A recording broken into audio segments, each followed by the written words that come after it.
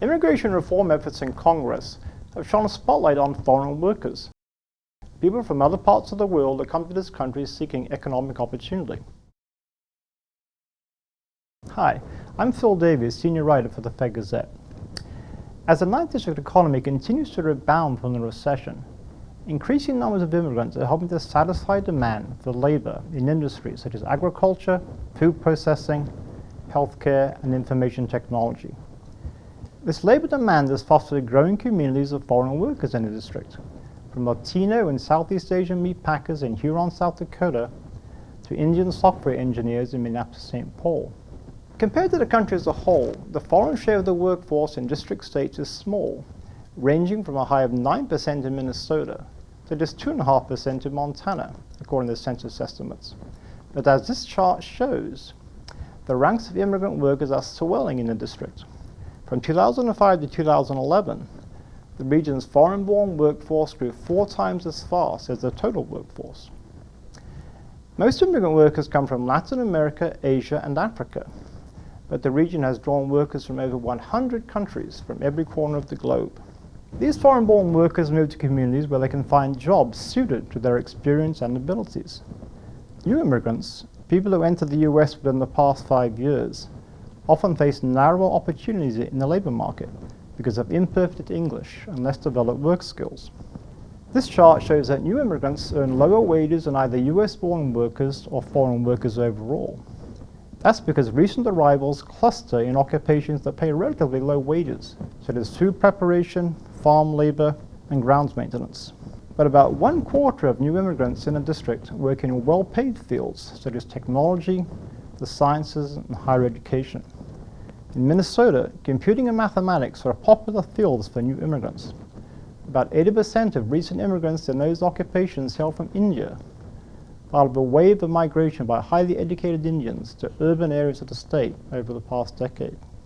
In the district and across the nation, employers hire foreign workers as a substitute for homegrown labor.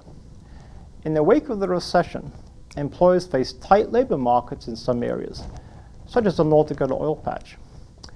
Native-born workers with highly desired skills, doctors, engineers, web developers, may be especially scarce in rural areas.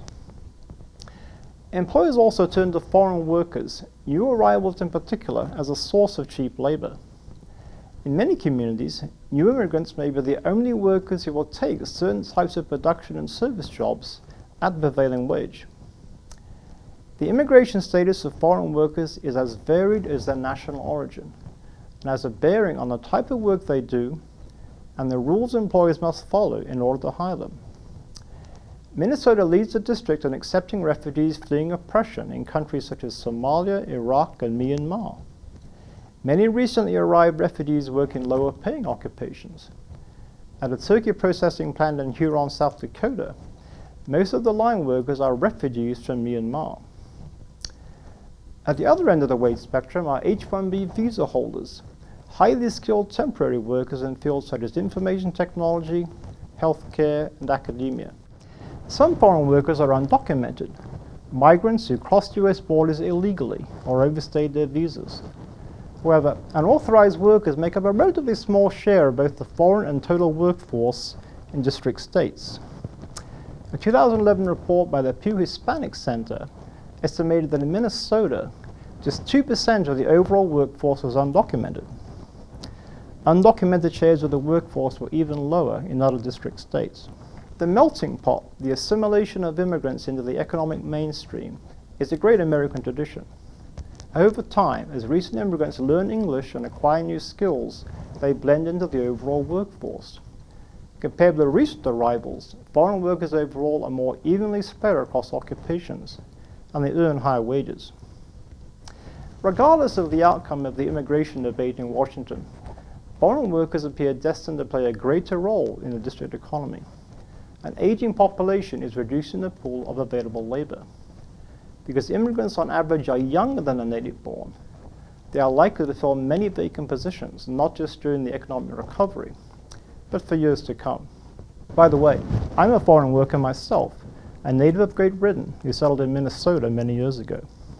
For much more about immigrant labor in the district, see the October issue of the Fed-Gazette. Thanks for watching.